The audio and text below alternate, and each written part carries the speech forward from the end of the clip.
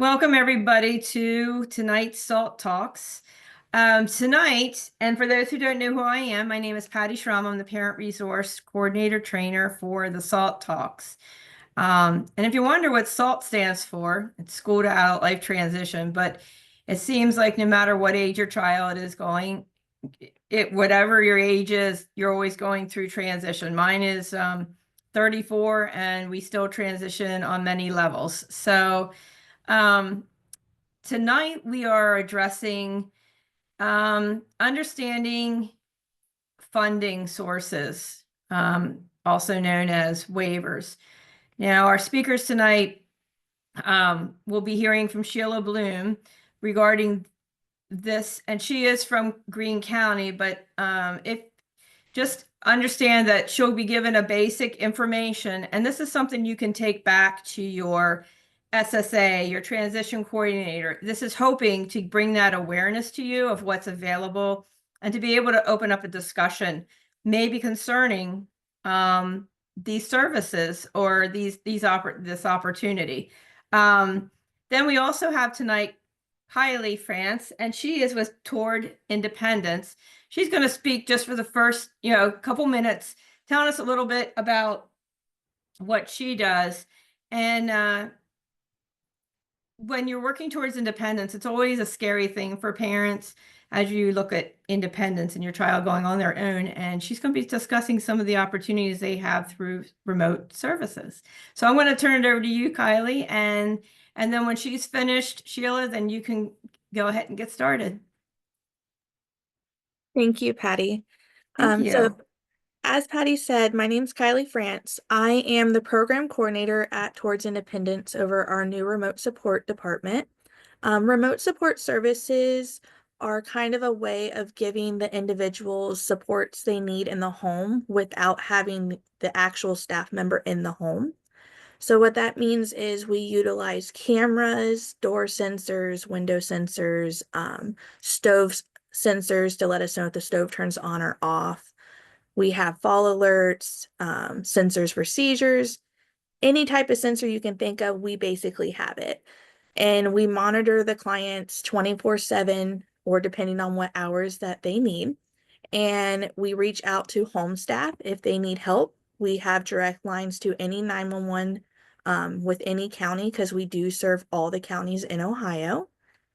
And it's giving the individuals the independence that they crave with still getting the support from having staff whenever they need them. They can call us, we can FaceTime into them, talk to them on the phone, whatever they prefer. So if anybody else would like to know anything more about that, I can put my email in the chat and you can feel free to email me. I'll have my phone number in there too, and you can call. And we also offer tours where you can come see our center and I can show you more of what we do. And But you have a website you can add there too, a website link or anything? we are working on our website. We just Okay. went live in February, so we are working on that. But they can reach out to me through email or by my phone, and I can give them any information. I can send them some links of what we do, and then I can set up a tour for anybody that would like to come out to the center and see it. But thank you for letting me introduce myself and sharing a little bit about what I do. Thank you, Kylee. And yeah, go ahead and put your information in the chat box. So we'll go ahead and turn it over to Sheila, and you are co-host, Sheila, so you can share your screen. All right, sounds good. Let me get this set up here.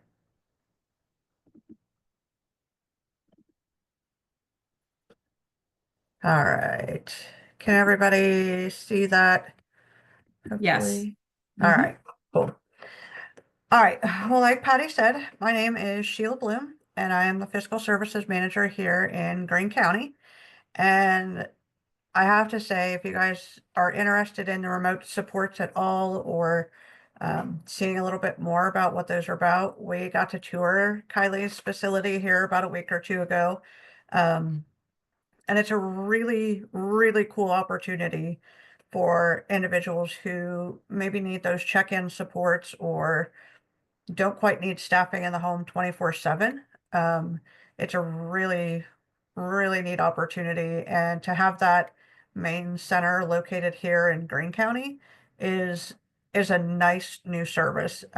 Historically, we've had providers of remote support services that were located in Indiana. So to have a more local representation of that, where you can actually go in and see what's happening on the other end of those remote supports, is a really nice opportunity and something pretty special that we have here in Greene County. So by all means, reach out to Kylee. She will answer any questions that you have. And it's just a really great resource. So now that you know one of the very cool options that are out there for supports, let's figure out how to pay for that. So what I'm going to talk about real briefly is just a very broad overview of waiver services and funding options. Again, this is kind of specific to Greene County, but a lot of what I'm going to go over does translate across all counties in Ohio. So if you're maybe not from Greene County and you have questions, I'll be happy to answer that as much as I can. But absolutely feel free to go back to your county and reach out to your SSA or your transition person, and see if you can get some more details specific to whatever county you're in. So let's go ahead and get started here. So some of the things we're going to talk about real briefly tonight are eligibility for waiver services, the Ohio assessment for immediate needs and current needs, which in Greene County, we often refer to that as the waiting list assessment. We're going to go over the waivers that are administered by Greene County. We currently administer 3 waivers: the individual options waiver, the level 1, and the self waiver. And then we'll also talk about some alternative options for funding outside of waiver resources. And Patty, if you see any questions, feel free to stop me and we can go over those at any time. All right, so some background on waivers. Waivers are funded and part of falling under federal Medicaid rules. So that means that individuals receiving waiver services are also enrolled on Medicaid. The waiver programs that are offered through the Ohio Department of Medicaid serve a variety of populations. So there's also waivers outside of the DD field that cover elderly folks. The Ohio, there's also waivers for medically fragile individuals, the Ohio Home Care Waiver. So it's not just DD waivers that fall under the waiver programs under Medicaid. Just some breakdown of waiver funded programs, the evolution of DD waivers over the last several years. It feels like they've happened recently, but I think we have changes that happen almost, it seems, on a monthly basis anymore. So time seems a little bit quirky sometimes when we're talking about waiver changes. The initial and ongoing enrollment for waiver services, what that looks like, and some flexibility and portability of waiver services throughout the state of Ohio. So in order to be eligible for waiver services, an individual must be deemed Medicaid eligible. If you have historically tried to enroll your individual on Medicaid and have been denied due to family resources or some of those other limitations, enrolling on a waiver can sometimes help with that process. So we often refer to it as a dual enrollment kind of a process where we enroll folks or assist with that Medicaid enrollment as we're working on waiver enrollment. An individual must meet what's called the Intermediate Care Facility for individuals with intellectual disabilities. So that level of care just means that your individual needs a little bit more help than they would if they were living on their own or for someone typical of their age. And it means that this individual could benefit from ongoing services and support and use at least one waiver service annually. And a little bit later here, you're going to see a big list of waiver services. So it doesn't necessarily just have to be a caregiver or somebody coming into your home or into your individual's home to provide those services. The waiver offers quite a list of services, some of which are the remote supports that Kylee talked about. And then oftentimes we look to provide a bigger picture or a well-rounded approach to services for individuals. So that can be having a network of family, friends, coworkers, if they're employed out in the community, as well as paid supports through waiver services or other funding options. And then a relatively new component of waivers is the self-directed portion of waivers.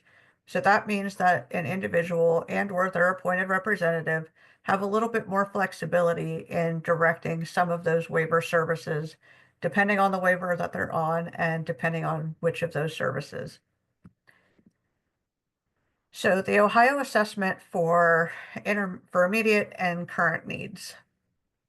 One thing I want to touch on real quick is just the waiting list of the past. For some of you that maybe have been around for a while, or your individual has been involved with the county board for a number of years, way back when, the waiting lists across the state of Ohio looked quite a bit different. We had waiting lists based on different priority categories, such as an aging caregiver, meaning that your primary caregiver was over the age of 60, or they had intense behavioral needs, or they were a child with intense needs. So there were multiple different versions of the waiting list across the state of Ohio that you could have your individual on. Another fun fact was that at that point in time, your individual could be on a waiting list in all 88 counties. And so your name could pop up on a waiting list in a county that you weren't residing in. Unfortunately, those waiting lists were quite lengthy. At one point in time, we had over 88,000 people on waiting lists, and the average wait for waiver services was around 10 years. So obviously that's not a system that was really working well for anyone.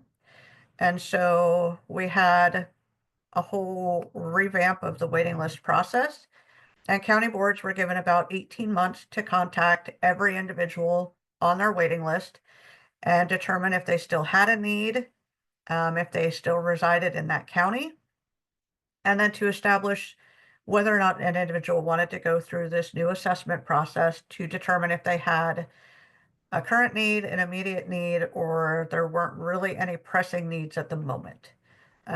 So in Greene County, we went from lists of over about 300 down to about 5. And that's kind of where we're sitting at now. And so this new assessment tool, you have to, in order to be on a waiting list, you have to reside in the county for which you're requesting waiver services. This assessment is done by a trained assessor here in Greene County. We have a couple of assessment folks who also tend to do our eligibility enrollment process here at the board. This assessment process is going to determine whether or not your individual has no unmet needs, meaning that there's, through a variety of resources, we can address whatever the concern is with your individual. A current need means that we can see that within roughly the next year, there's going to be a need for increased services.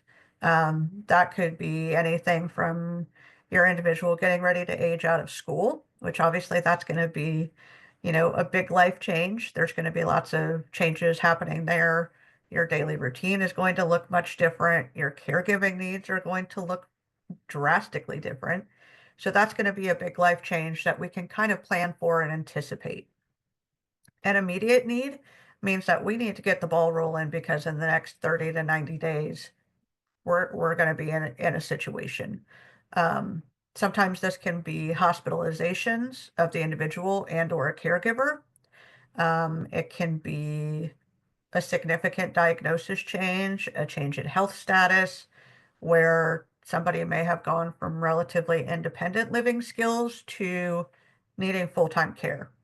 So these are all some, unfortunately common situations that we see, and that will generate a different kind of outcome for this waiting list assessment. Once the assessment has been completed, if the individual has a current or immediate need, they then go on a waiting list in that county. And then it is up to that county on how they process their waiting list. Here in Greene County, we only have a couple of folks that are on our waiting list. And honestly, those folks are usually, we're struggling with Medicaid enrollment, or we're waiting on documentation. But our folks typically, once that outcome is determined, aren't sitting on our waiting list for too long. So it's a significant changed from how services used to be just, a handful of years ago. So once you're determined to have an immediate or a current need, your county is going to determine what waiver best meets your individual's needs. Like I spoke about previously, we have 3 different waivers that we administer, one of which is the individual options waiver. And so the individual options waiver is kind of what some folks would refer to as the Cadillac of waiver services. This is going to give you the most amount of supports. And this is also what a lot of times you will hear if an individual is living in a group setting, if they are receiving 24/7 services.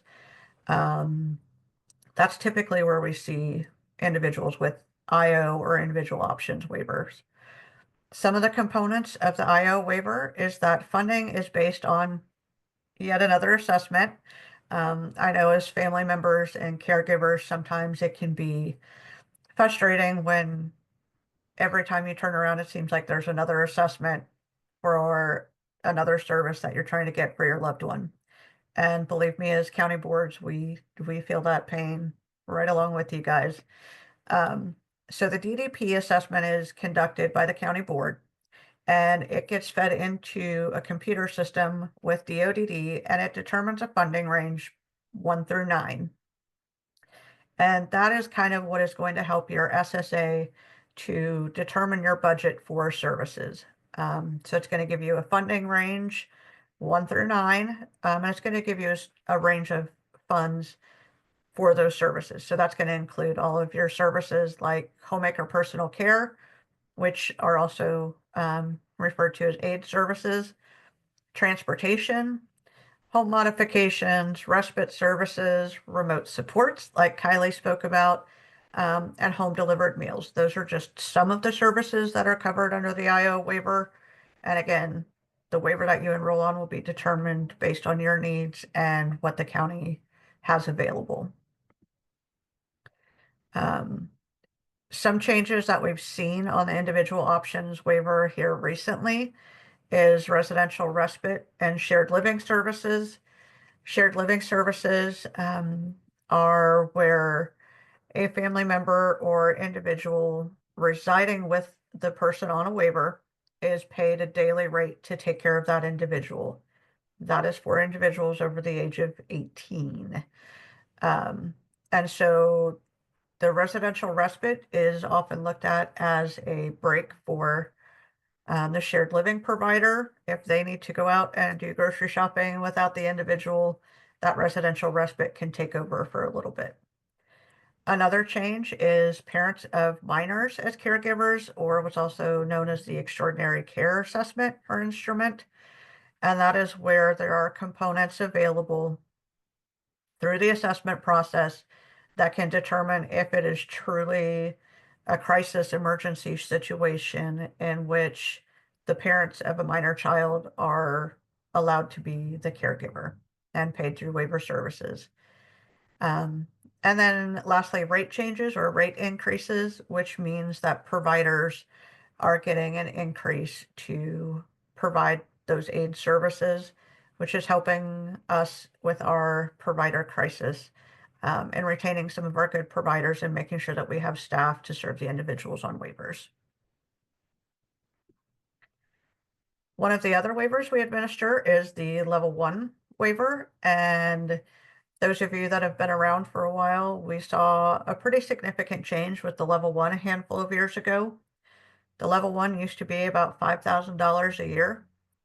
So it was pretty limited and was really just for like the occasional drop-in service. And it also had a separate pot of money that would pay for day programming and transportation to and from day programming. Here in the last couple of years, that waiver has changed where it has rolled into something similar to our self waiver, and that we have an adult funding pot of money and we have a child funding source here. Please keep in mind when we say child or adult when referring to waiver services, that doesn't necessarily mean 18. When we refer to child, we're speaking about an individual that has been formally separated from school. So, as all of you folks in the transition world know, that can happen on quite a span of years. So, it can mean anywhere from 16, 17, 18, all the way up to 22 when they are formally separated from school. So, because that looks a little bit different for every situation, that's where your SSA will have that conversation with you about has your individual formally separated from school. A lot of times we ask for official documentation from the school district to make that determination that your individual has formally separated, because there is a confusion sometimes between walking at school or transitioning to like a Career X program in Greene County at our Career Center and formally, officially separating from the school system. So the reason the adult budget is a little bit higher is because that includes those day services, your job coaching, your employment services, and transportation to and from those services. The child budget is a little bit lower because that's typically covered by your school district. I have a link here that you can click and it will explain all of the waiver services kind of at a glance and what those mean. So PDGS is an item listed here, and that stands for Participant Directed Goods and Services. So as I spoke about earlier, there's that self-directed piece, and this is one of those components of self-direction where you can go a little bit outside of the typical waiver box when it comes to purchasing or requesting goods and services that are maybe a little bit unique. Some things that we've done that fall under this are pieces of specialized medical equipment that Medicaid has denied, but that through a series of evaluations with specialists such as PTs, OTs, speech therapists, we've determined that that item is really beneficial to your individual. And so we can use maybe Amazon or some of the specialty therapy services or websites to purchase that equipment and still get that item outside of the typical waiver or Medicaid funding. Self-directed transportation is another really cool service that has evolved here over the last handful of years. Where I live in Greene County, it's not quite as popular, but those services can include things like Uber and Lyft. Out here in the boonies of Greene County, Uber is not exactly popular yet, but it is available as a resource, as another option for some of our folks on waivers to help get them to and from work or to and from social outings and give them a little bit greater access to their communities outside of the standard bus lines or travel times of some of the providers. So that's kind of a really cool new service that's come about here in the last couple of years. The self waiver stands for Self-Empowered Life Funding. And this is, again, a little bit of a unique waiver in that it has some services that are outside of our typical scope. So the cost cap for children here in Greene County is around $30,000 per year. And those services include participant-directed HPC, which looks exactly like it does on an IO waiver, except for there's some negotiation that can happen on how much providers are paid. Participant-directed goods and services, we just talked about. Clinical therapeutic intervention services are more of your specialized behavior services. ABA is not a covered waiver service. However, we do have some ABA certified providers within Greene County that are certified as clinical therapeutic intervention or CTI service providers. So a lot of those specialized services look very similar to ABA therapy. But again, it's something a little bit different outside of your standard caregiving services that are available underneath the level 1 and the IO.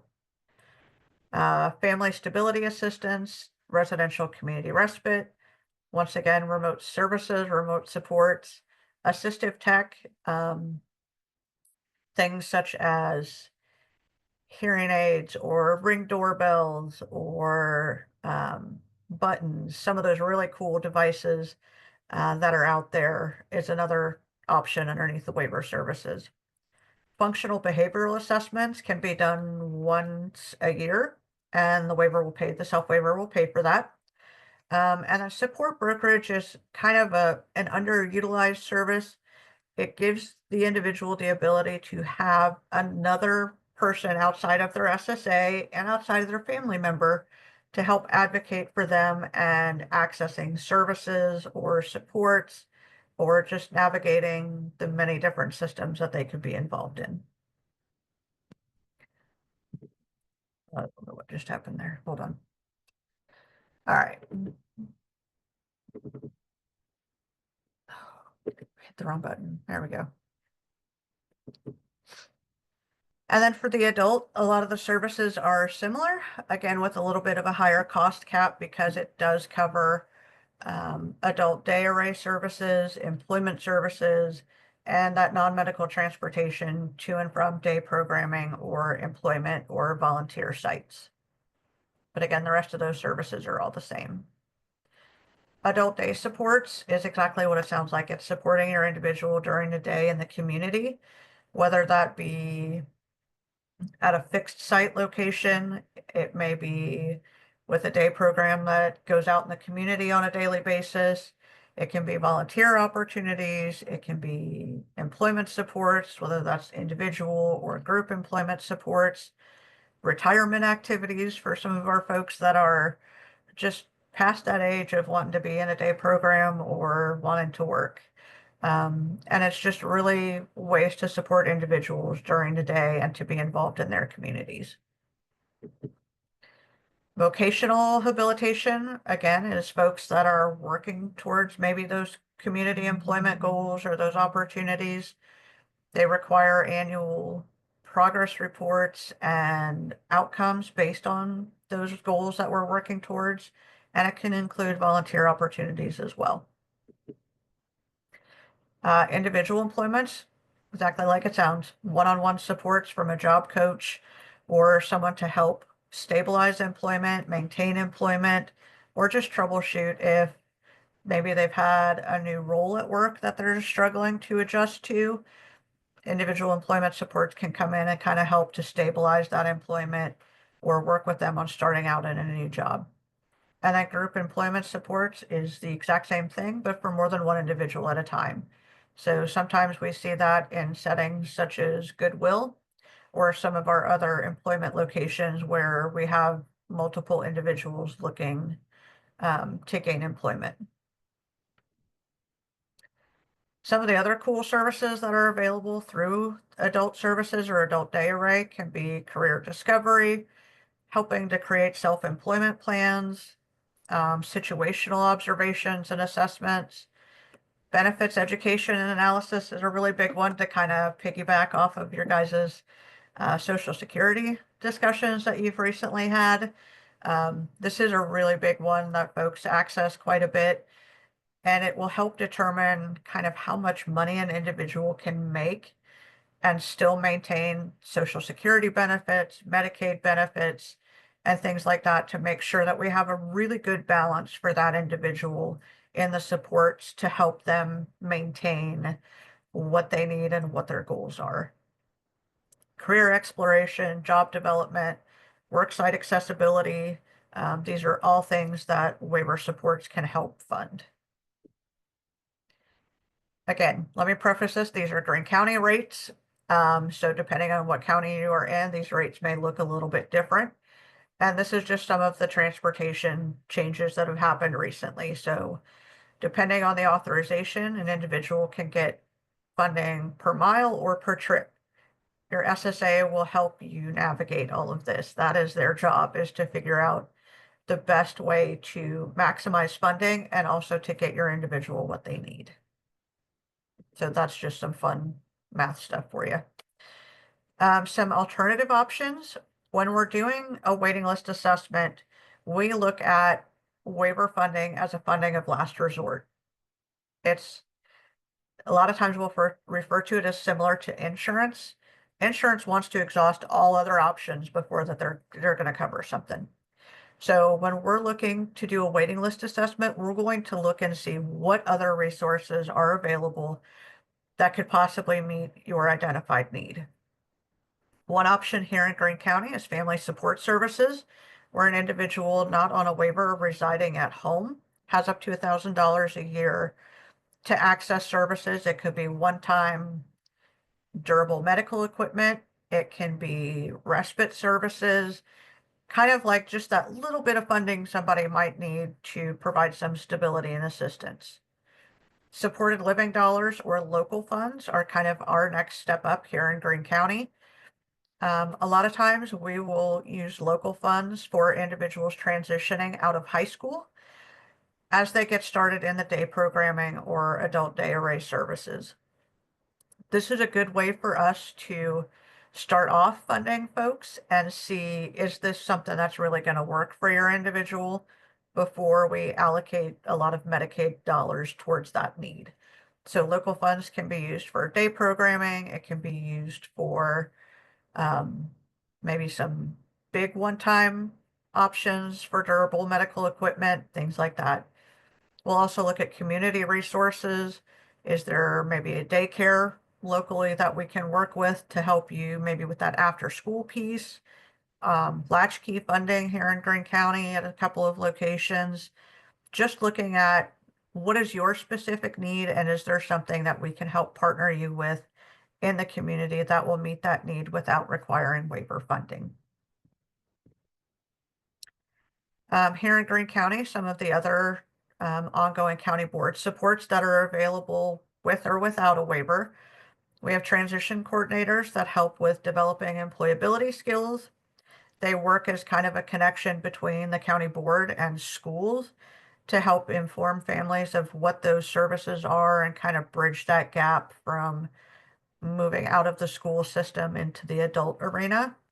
And then just linkage and referrals of, here's some cool resources that might help your individual or activities or recreation or social outings. Service and Support Administration or your SSAs will help design your ISP. They will be your advocate. They can provide that linkage and referral, and they are going to be your main point of contact at the county board. Provider supports can assist you with selecting providers, certifying providers. Maybe you have a family friend or a loved one that you really trust with your individual.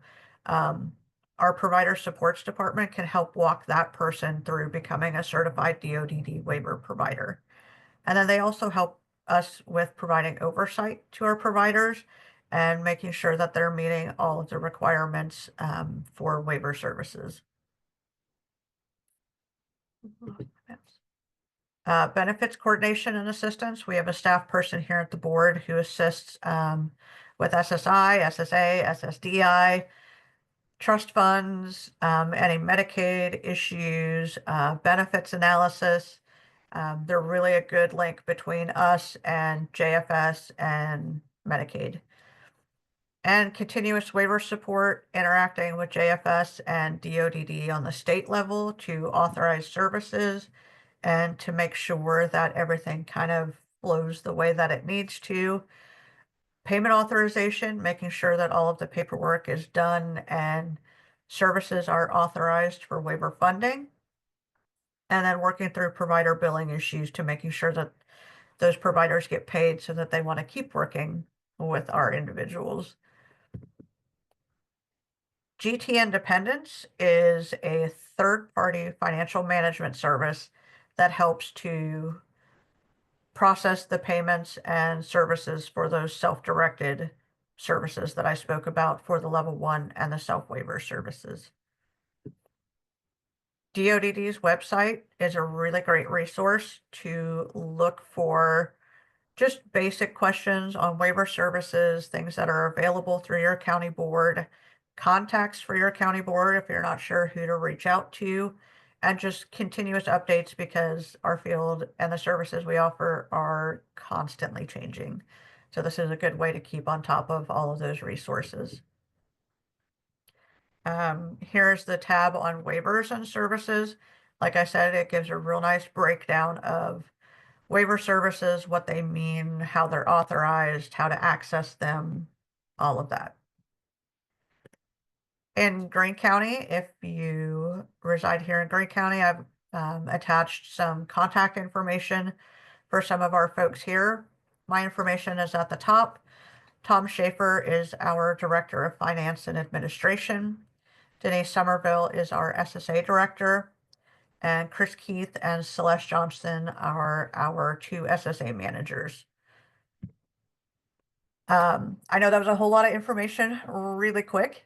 One thing I do want to make sure that you are aware of is that waiver funding is a combination of locally funded services and Medicaid dollars. So when you see your county board maybe on the ballot and they have a levy that is up for replacement or renewal, know that about roughly 40% of waiver services are covered through local levy tax dollars. And the other portion, or roughly 60%, is funded through the Department of Medicaid. And so waiver services are highly dependent upon folks supporting county boards and voting for those levies. Each county is very different on how they fund, or if they choose to fund, local services and family support services.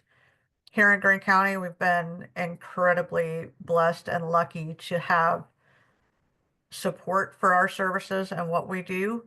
And so those local levy tax dollars are what we use to help with some of our locally funded programs. And so when your SSA or your county board contact talks to you about making sure that we are good stewards of those local levy tax dollars and that we are going through all of the steps to ensure that we're meeting your needs with the least amount of funding possible, this is what we're trying to do. We're trying to absolutely maximize the amount of funding that we get and serve as many people as we possibly can. So I know sometimes it can be frustrating when your SSA will ask for documentation or say, hey, let's try this option first to see if this will meet your need. That is a part of our responsibility in being fiscally responsible, making sure that we're maximizing local levy dollars and trying to serve as many people as we possibly can. So that's, like I said, a really, really brief overview of everything that county boards do and what we offer. And let me see what we got going on here. We didn't have any text messages or anything in the chat box Okay. that I caught. And if I missed something, somebody can bring it to my attention. But I'd like to, I'm going to stop the recording because I know there's a lot of questions around this. And, I just want to be able to be the people can either type it or they can open up and just, speak freely. So I'm going to Yeah, it end looks the like recording if that's Okay. okay. And 1 second. It looks like Julia had a question or something to add. Yeah. So 1 second while I stop the recording. Thank you, Sheila, for the, and Kylie for presenting. So 1 second and we'll open it up for discussion.